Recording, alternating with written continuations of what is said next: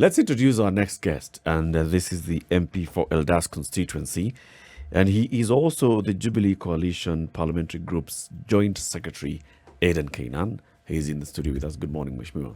Good morning, viewers. Good to have you in the Situation Room. Welcome. Thank you. We call that the hot seat. So we're just going to have a conversation here, warm it up a little bit, understand the job that you've been doing in the Parliament. You're one of the members of Parliament who's actually one of the longest serving members in that house, right? You're correct. You're like what, 2 or 3 of you who Over 4 terms. 4 terms. In fact, I'm actually delighted that he's here in the studio with us because I've wanted to meet him so that I can ask him that question. Yes. 4 terms. It's not just 4 terms. 4 terms, and he's the member of parliament. This gentleman has understood something many politicians don't seem to understand. He has been content to be member of parliament. There must be a reason why, and I'm sure he'll tell us. Is he content? He will also tell us. So, Mheshimiwa, many times, we talk about the members of parliament who have been elected, re-elected by their constituents. They qualify even to be called supremos of their areas. So, Wajir Supremo, and also Eldas MP, Adan Keynan. What's the secret behind these 4 terms? Well, first, politics is both an art and passion. You must have passion for what you do, just like you are a journalist by training, by design, by choice. I'm also a politician by choice, by design.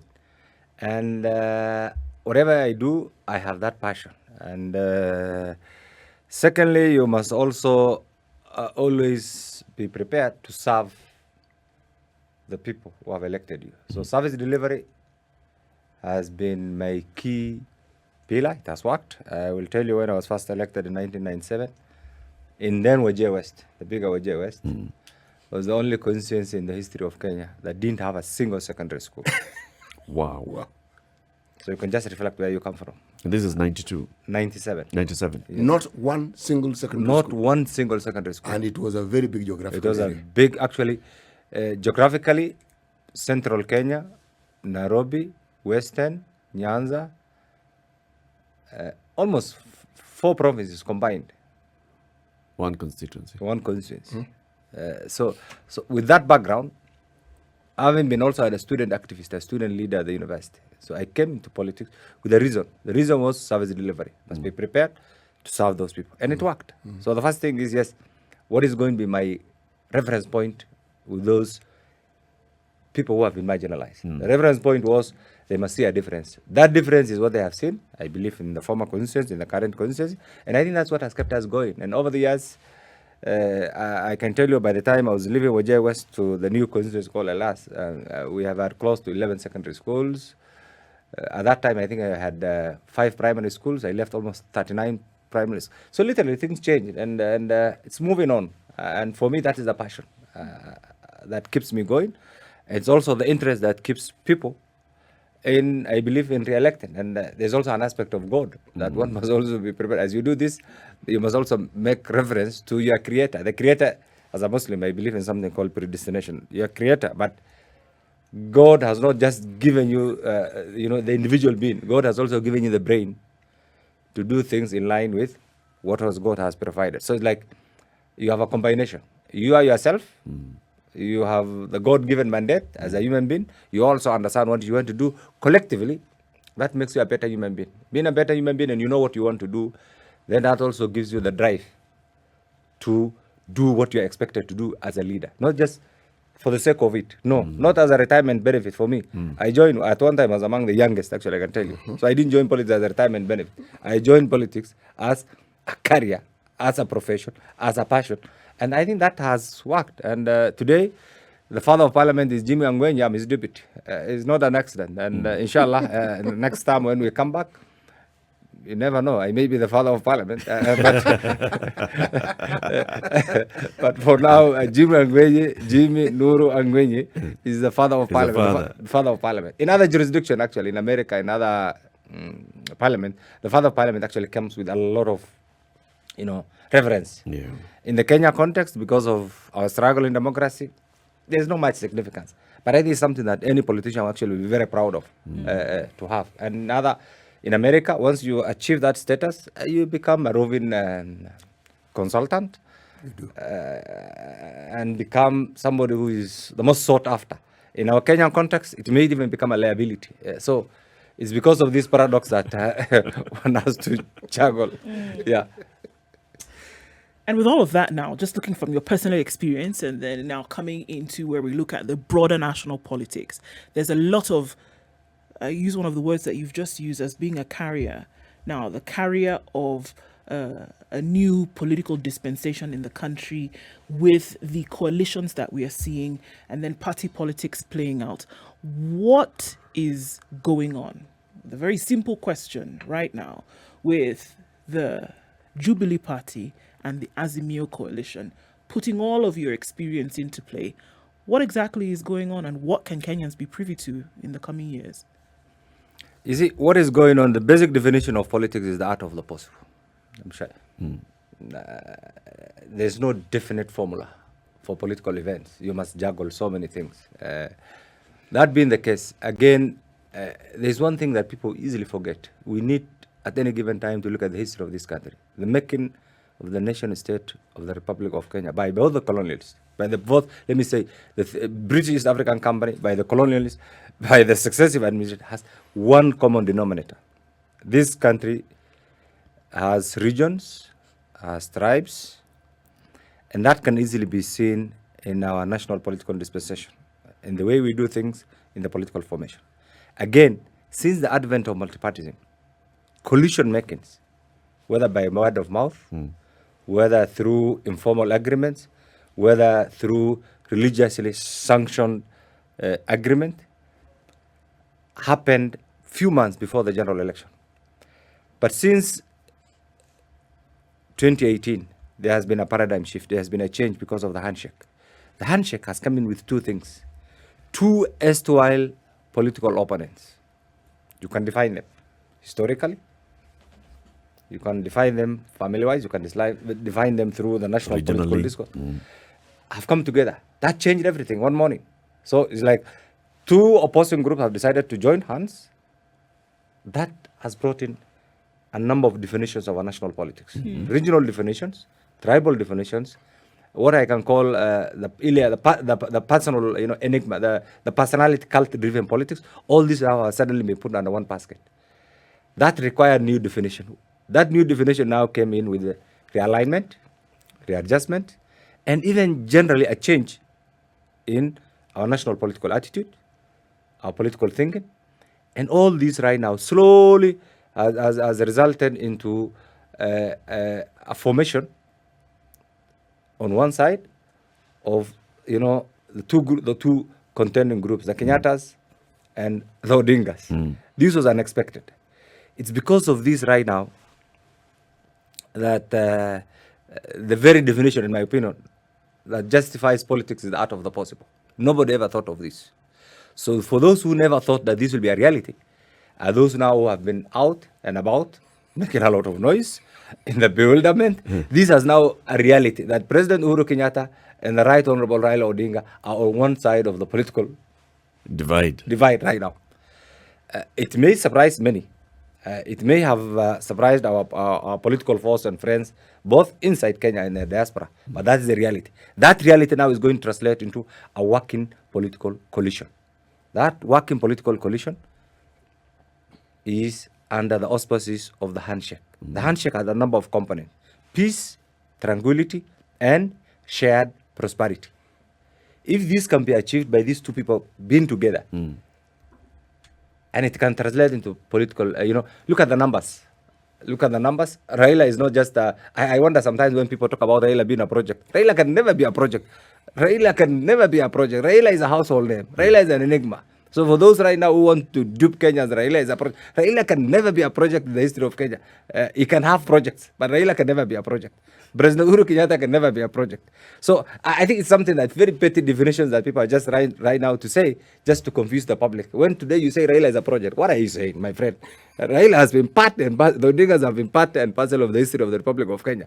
So are you rewriting history? Are you taking back to 1963? It's a fallacy. It can't work. Nobody will listen. Nobody will believe. So what is happening right now is because of the statutory requirement, the legal requirement, we have had ODM, we have had Jubilee. We also just passed the other day the Political Parties Amendment Act bill.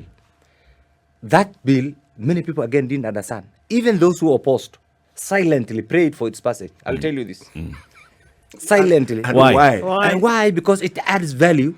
You see, coalition making has not worked in Kenya, just like it has not worked in Africa. So what we wanted is a law that will sanitize, a law that will inject civility, a law that will bring in predictability and trust. And that is why the amendment was just meant to reinforce. The law was there already, but I think there was a lacuna. That lacuna is what was expected actually to be treated. The treatment was that amendment. Now, for those who wanted to have everybody on board just like that, never wanted that sanity. But silently, they wanted somebody else to do it. Now we have done for them. They want to enjoy the benefit. Everybody is now riding this. Is now that is why actually right now suddenly you see a merger between ANC and the other group simply because they want to ride on this law. Before this law, they could not even come together and agree this. So it's because of this that right now Jubilee on ODM in the next few weeks will formalize this particular. So take us through this, because we know and we have seen the Secretary Generals of the two parties have called for the National Delegates Conference. Jubilee will have the NDC on the 25th of February and 26th at KICC. Around same time, ODM will hold their NDC. Now, the headline in today's papers is saying that Uhuru is set to endorse Raila at Jubilee's NDC. Now, what is the plan here? Is the plan for Jubilee after your National Delegates Conference, you say, all right, so now, guys, we have agreed that we are going to join hands with ODM, so let's walk over to the other side and join ODM? Or what is the game plan with this National Delegates Conference, which, and if you just allow me, if we look at what we have seen in the other delegates conferences, if they are giving their party leaders the mantle to go and seek the presidency. Wiper did that, ANC did that, Ford Kenya did that. Now Jubilee has no one who's going to vie for the presidency. What's the game plan here for Jubilee? Common sense. First of all, sovereignty belongs to the people of Kenya. Equally, sovereignty belongs to the party delegates, the NDCs. Ultimately, they will decide. But I'll tell you this, let's demystify this. President Uhuru Kenyatta is not going to leave Kenya. He is going to be the leader of Jubilee. Even after retirement, President Uhuru Kenyatta is going to be the leader of the Jubilee Party. So that doesn't. Yes, he's retiring as a president, but he's not retiring as a Kenyan, or he's not retiring as a politician. Yeah, so because of this, that he will remain the party leader of the Jubilee Party. That is one. Two, it's also correct that we as Jubilee, we do not have a presidential candidate. Meaning, we have decided, under the auspices of the handshake, to support the candidature of His Excellency, the Right Honorable Raila Amolo Odinga. That being the case, I do not want to speculate on what the delegate will do, because the power, they can decide otherwise. They can do this. So on that particular day, the delegate will come.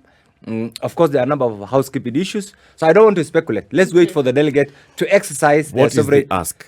What is the party leadership going to ask the delegates? That's what I'm saying. To do? On that particular day, I do not want to speculate. The power lies. Of course, there will be recommendation. Don't speculate their decision. But of course, as the Jubilee parliamentary group, you met the other day with the president as a party leader. You are right there at the helm as the Jubilee PG secretary, coalition secretary. You are in the leadership. What are the leaders of the party going to ask the delegates of the party during the National Delegates Conference? First, a number of things. We have a number of housekeeping issues, including dealing with certain pertinent administrative issues, including deciding on our key partners and the like-minded groups. That, of course, include ODM and the OCA group and many other like-minded groups, including giving direction to the party members, reaffirming that President Uhuru Kenyatta is going to be the leader of Jubilee even after retirement, reaffirming that Jubilee as a party will do everything possible to have an absolute parliamentary majority, notwithstanding the person we are going to support as a presidential candidate. So there are a number of changing certain dynamics in the party What happens to conform to the just concluded amendment to the Political Parties Act. Also, because we have already submitted our nomination rules as a party, but equally this new law brings in the issue of nomination rules under coalition. So certain adjustments and that must also be revisited. will be made? They will be made. And then more importantly, you see, I remember in our first BG immediately after 2017 general election, the key thing the president said was allow him to implement his development agenda for the first 4 years plus. True to his words. Because at the end of the day, the president is the CEO of the Republic of Kenya, not by default, by the decision of the overwhelming majority of the people of Kenya. So what you opted to do for the last 4.5 years was to engage in serious developmental activities. This is the season of politics. And I like what he said yesterday. This is the season of politics. The next 6 months will be politicking. We'll be true to our words, as predicted in our first BG in 2017. So the president, luckily today, he has done so much in development. So this period, the remaining period, you will now see Uhuru Kenyatta, the politician, Coming out. coming What out happens- openly supporting his cause, facing his opponents, saying the truth, going to every part of the Republic of Kenya, and that is what is expected of now a politician. Okay, and that Mheshimiwa- is going to be the face. Mheshimiwa, what Yes. happens to individuals who are, quote unquote, still members of the party, have not come out to say that they have officially left the party, but may be in the country politicking under another name, but are still members of this party, who clearly now is joining hands with another? What happens to these individuals? You see, again, we need to appreciate the legal challenges. There are a number of grey areas actually on what happens to a certain member of parliament who outrightly professes to be a member of another party. There's certain grey areas, there's certain lacunas, and I thought some of these things will be remedied by the BBI because in the constitution. But I think outrightly I can say, for those who have joined other parties, other outfits, have no role in the new Jubilee, and I call it new Jubilee that will be rebranded. In a new Jubilee that will be re-energized, they will have no role. We know them. Even in our BG, we do not consider them actually as our members. So technically, just as a legal requirement, they're still members of our party on a technicality. But they have moved on. They are in UDA, they are in other parties. We wish them well. Are you going to They lock them out of the NDC? Absolutely. They will not be invited. They have no role whatsoever. We treat them as our opponents in other parties. So they Including will, the deputy president? he will not be invited. He has already left. He has his party called UDA. So he has no role in Jubilee whatsoever. He will not be invited. And as invited as who? He's already engaged He's in... the deputy party leader. Our guest this morning, Adan Keynan, the MP for Eldas Constituency. He's also the Jubilee Coalition's Joint Parliamentary Group Secretary. And we are talking about the game plan that Jubilee has with the Azimio Coalition. They are set to hold a National Delegates Conference on the 25th of February. ODM will also be holding their NDC around the same time. And Mheshimiwa is telling us, so the game plan here is to seek the delegates' approval for Jubilee to go ahead and support the candidacy of Raila Odinga. I've been listening to Mheshimiwa, and I like the way he puts his points across. But even as he was speaking, something came to mind. He mentioned the BBI, and it sparked off a thought. One of the things that seemed very central to the BBI was the expansion of the executive. Now, with this new amendment, we are going to have an expanded executive. Because the moment you formalize coalitions, big wigs in every party have to come in. And you have to negotiate their coming in. You have to understand what they hope to do. You have to understand what you will give them. So, without the razzmatazz of the BBI, we suddenly have a situation where, very formally, very democratically, we're going to have a situation where what the BBI intended is actually going to come to fruition. How My so? thought. How?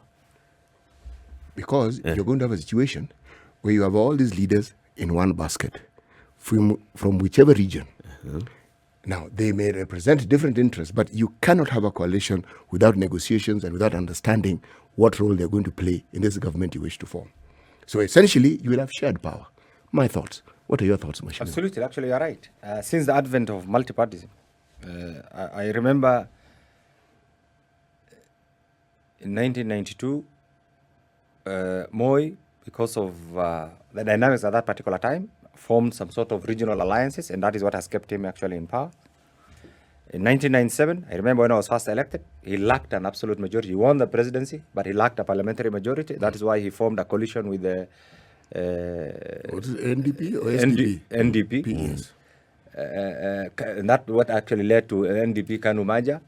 And then in 2002, under the same old constitution, there was the NAC coalition. We didn't have any other current constitution on this. There was a coalition.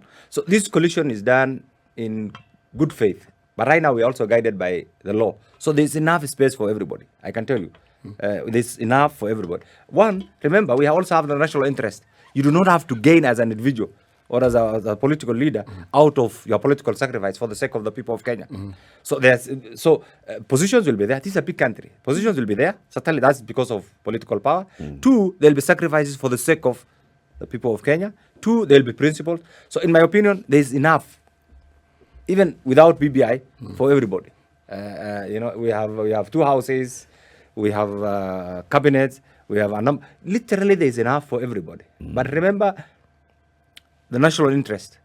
The national interest actually is more important than, because whatever we do must contribute to our national cohesion, to our shared prosperity, to our national unity. And I think that is one thing that has been lacking. If we look at the history of this country, this has we have had so many challenges. Challenges because of politics, because of ethnicity, because of insecurity.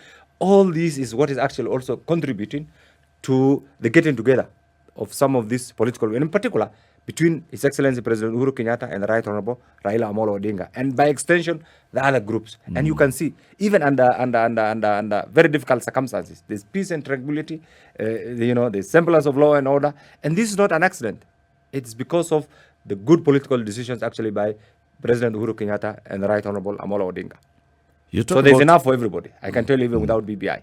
Yes. Just repeat those three things again. You've said the handshake brought forth three things: cohesion, shared prosperity, and the third one? Political stability. Political stability. Now, on this one of cohesion and shared prosperity, I'm assuming that when you go into the next election and you're forming this grand Azimio La Umoja coalition, you're going to look at across the country and how shared prosperity is then also guaranteed. You have held meetings and addressed the media with your fellow leaders from the northeastern part of the country. And you've also said, even us, we want to have a seat at the table. What is it? Are we now looking at each region getting some representation, or each region getting some say in this grand coalition? And how do you guarantee that for the people of the northeastern? Absolutely. You're again right. That's why I'm making reference to national cohesion and shared prosperity. Certain regions in the Republic of Kenya have historically been marginalized, and you know it. Like where I come from, historically we were marginalized because of certain non-existing historical stereotypes, insecurity, lack of accessibility, lack of product. So many other things actually were used to justify both underdevelopment and undevelopment in that particular region. But I think times have gone. The current constitution, the August 2010 constitution, actually the very generous constitution, we have devolution. That is the first step of actually shared prosperity, because counties get resources based on a fair, acceptable, formula that has been used. That was the first step. And I remember in 2010, for those of us, I was in Parliament. One of the things that we asked, we have had two contending groups. One group wanted a pure presidential system. The other group wanted a pure parliamentary system. And then the third group, which included me and others, said, since from this formula and taking into account our numbers, it may not be feasible for one of us to become the president of the Republic of Kenya, then why don't you have devolution as the only grant, the only guarantee that we have? So you can have regional CEOs. No, just to get the fair share of, so that the national the fair share of the national government does not become a political privilege like it has been in the past. Like you are told, okay, you're going to be given this cup of tea as a privilege. That is now in the constitution. That is the first step of the fair, distribution, and as the first step actually in shared prosperity. Shared prosperity. Right. The next thing is to reverse the same and ensure that it happens in all facets actually of the political dispensation. So what we see right now is you see, because of politics again, we have had certain balkanization of the country, and you know it. That again has been demystified with a handshake. So what happens now? We have national cohesion, national unity, shared prosperity, and there'll be pockets of issues here and there. And eventually, I have no doubt in my mind, God willing, we always say, inshallah, that our coalition will win an absolute majority, will win the presidency in the first round. When that happens, we will be looking at the country, as a whole. There will be no balkanization, and our intention is to make sure we have one Kenya, okay? One Kenya with a desire to join the league of the newly industrialized nation, because of the many missed opportunities. This country, because of bad politics, because of tribalism, because of negative ethnicity. You remember in 1968 where this country was. In 1968, Kenya was a donor nation. We assisted South Korea. What happened? South Korea's GDP today is 50 times that of Kenya, and yet they do not have a known natural resource. What happened? What contributed to that takeoff? Hong Kong. There's still the conversation, however, that we're looking at this, what would be renaissance of politics in the country in the coming months, right? But there's still the conversation that a lot of the people who are making up this would-be, hopefully, new government were part of governments where the bad politics that you've talked about took place. How then do you then sanitize that image? 1, 2, or convince Kenyans that, things have changed with some of the same people? There's one thing that I think Kenyans will appreciate, and I think in the next few months, I've decided to put my thoughts together on the achievements of President Uhuru Kenyatta from 2013 to maybe August 9th. Just for my own thoughts. From purely, yes, I have a number of chapters.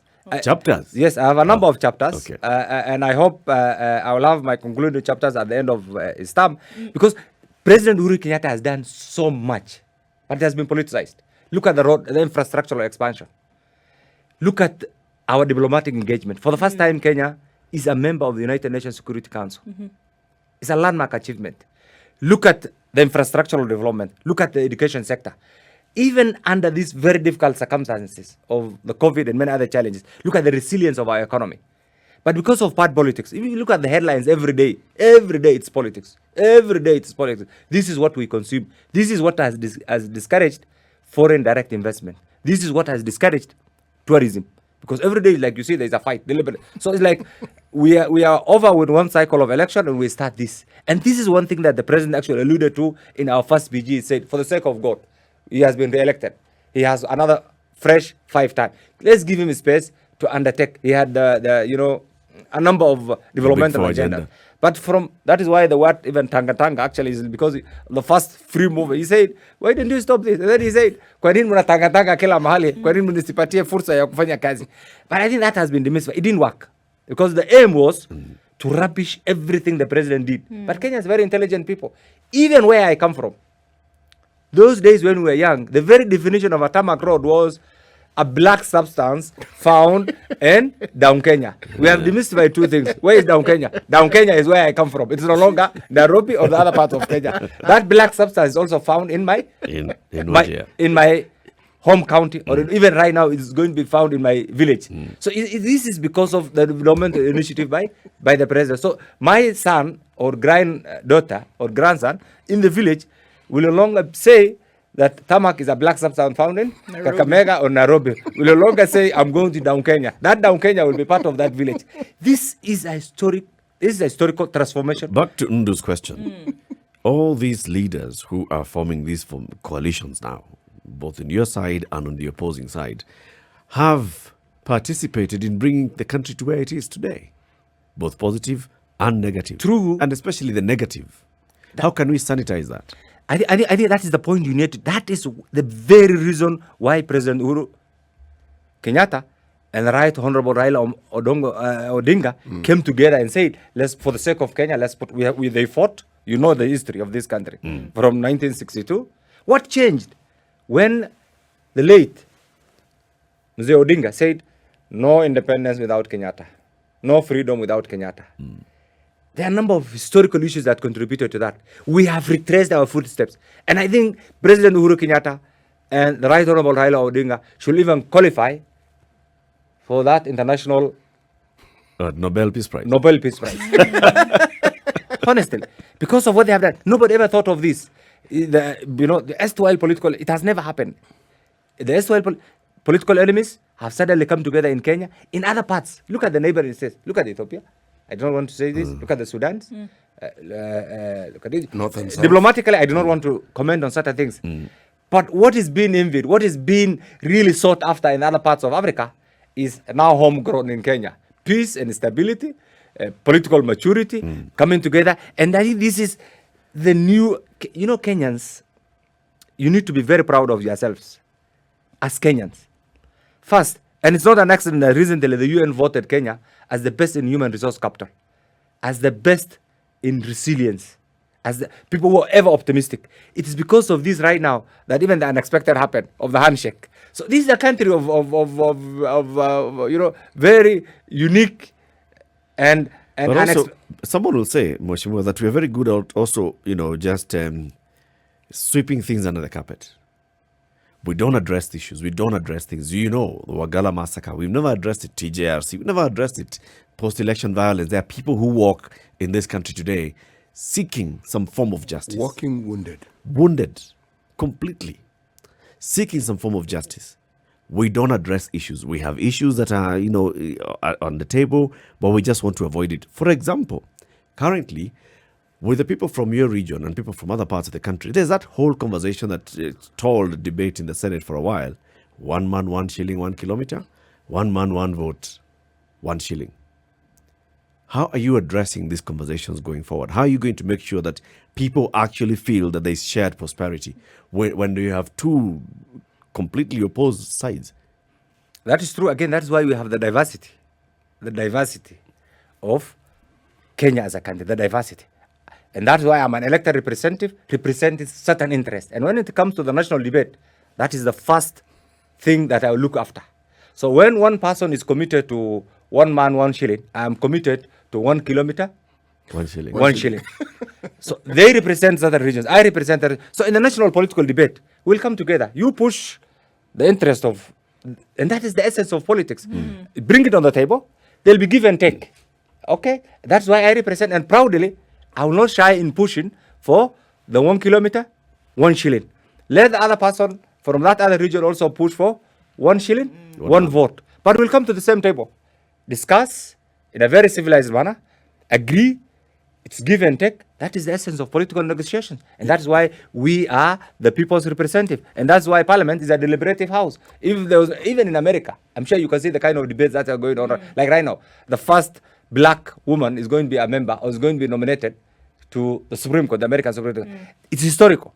But you can see the national debate that is going on, even within the Democrat, within the Republican. So even here, the fact that Raila, Amolo Odinga, and President Uhuru Kenyatta are on one side of the political divide, certain historical issues that have been kept under the carpet, I have no doubt in my mind will also be addressed, because some of the things that actually hampered the implementation is because of the politics of then. Now the politics has been sanitized. There is national, semblance of. So I think some of these things that have historically divided us will now get an opportunity to be discussed. But Mheshimiwa, even as you say, I like the things you say about Kenyans and all the positive adjectives that describe us.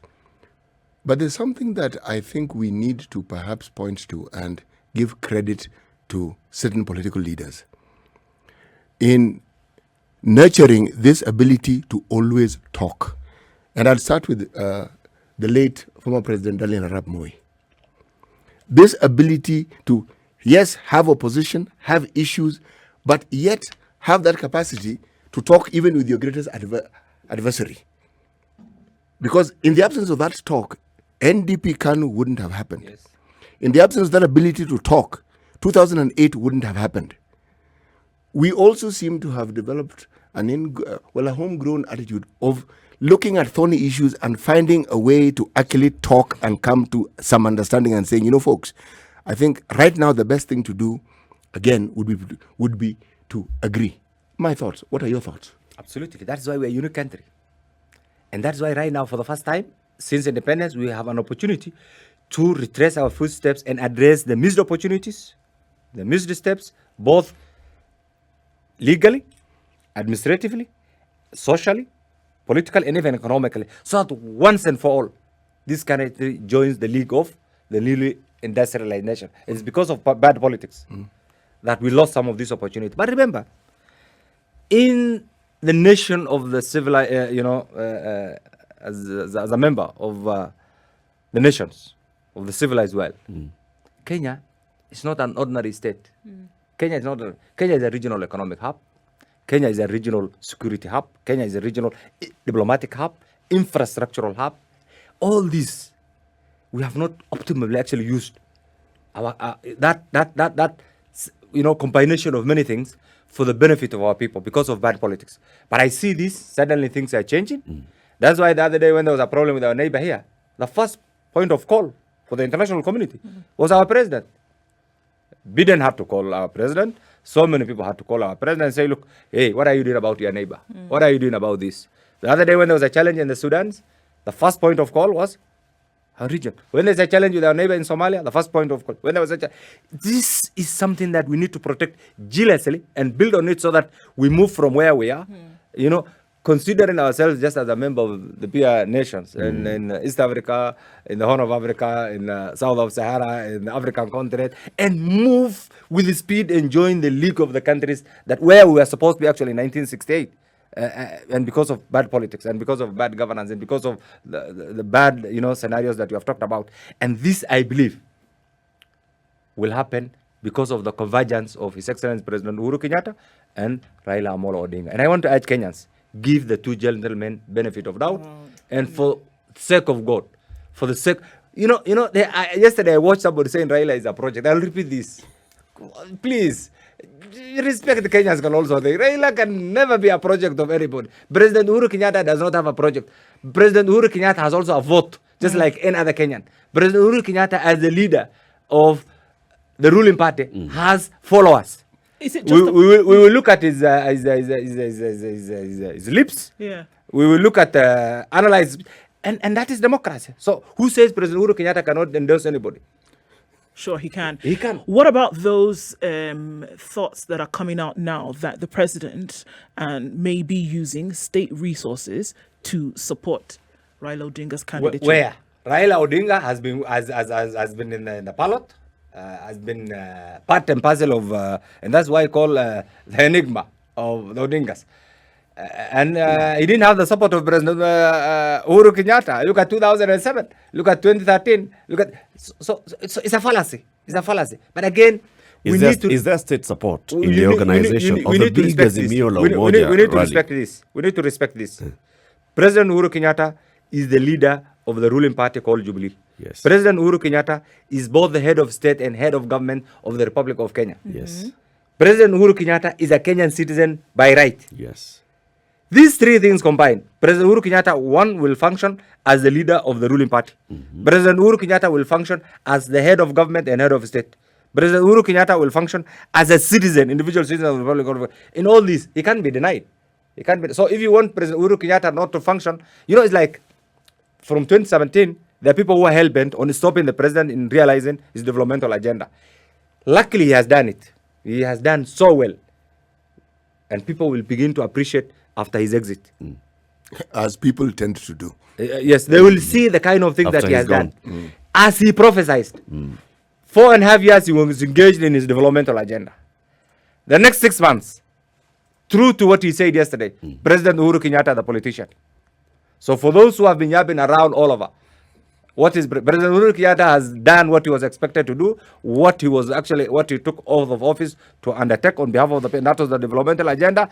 Get ready for President Uhuru Kenyatta, the politician, in the next 6 months, and I can bet that the political landscape will not be the same. So our friends will say anything for the sake of saying. So what you're saying, Mheshimiwa, is that with the agenda, and you very eloquently placed this, are we saying that these enemies we've been fighting since independence, hunger, ignorance, pestilence, disease, that if we create the situation that you've painted well, we will now, in this next term, be able to overcome these things because they bedevil us at every turn.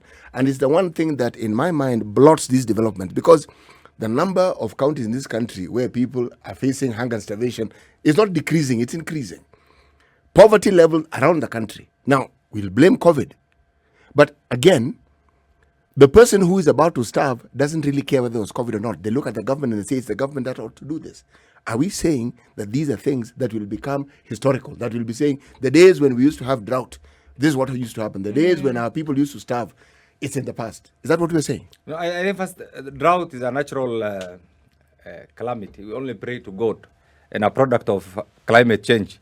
But that notwithstanding, there are certain things that you need to. I don't know which region you come from. If today you go to the people I of come from Luo Nyanza. Luo Nyanza, I'm glad that you come from that particular. If you go to that particular region, even before any serious political engagement, perceptually right now, they are more comfortable. Perceptually right now, they feel they are getting services from the government. That was not the case 4 or 5 years ago. Actually, since 1962. Yes, I'm saying that was not the case 4 or 5 years before 2018. Right now, if you go to Homa Bay, people will say we are now getting services.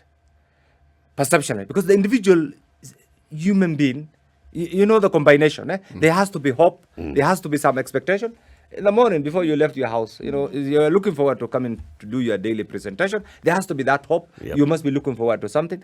Those perceptual barriers have already been cured by the getting together of President Uhuru Kenyatta and the Honorable Raila Amolo Odinga. What remains right now is to translate the same now into action. That action now will come through this grand coalition. The grand coalition that brings together the face of Kenya. And remember, we have close to 100 parties. Did we need 100 parties? Whom do they represent? Regions, tribes, individuals? Do they add value any to the encouragement of our democracy? The answer is no. So most of them are prefix parties. So in my opinion, there is hope. And I pray that the next coalition that will come to power as a result of this serious political engagement will be a coalition that will commit to the prosperity, to the national integration, national cohesion, and the transformation of Kenya, country. not only as a regional hub, but as a responsible member of the international community. So, Mheshimiwa Keynan, as the Jubilee holds its NDC on the 25th, ODM holds NDC on the same date, and then 26th, you have this joint big launch of Azimio and presidential candidate. What will Jubilee be demanding from this big Azimio coalition? Is Jubilee going to demand for the running mate position? Now that you're endorsing Raila of ODM for president. It's not even demanding, it's common sense. That the running mate of the Honorable Raila Amolo Odinga will obviously come from Jubilee. So this puts paid to everything that has been said. Even we had seen some headlines in the papers the other day that Uhuru is demanding to have the running mate. I think again that itself is serious misinformation. Uhuru is not demanding. Uhuru is the leader of the ruling party. Yes. Uhuru is the head of state and head of government. Uhuru is a very serious citizen of the Republic of Kenya. It's not Uhuru demanding. Actually, Jubilee should be appreciated. We have the capacity. We have the numbers. We have the resilience to even front a candidate. But for the sake of the unity of this country, for the sake of the handshake, we shelved our ambitions and say, this time around, let's support somebody from the other side. That should accord us respect and appreciation. It's a sacrifice. And in fact, something in return. And get something in return for your... The something in return is not the president demanding. No, it's just common sense. It's a matter of negotiation. It's political common sense. It's common sense. We are giving, we are sacrificing our ambition for the sake of the handshake equally because of the numbers. And politics is about the numbers. The numbers. It's common sense that the deputy will come from, the runmate will come from the Jubilee group. It's common sense.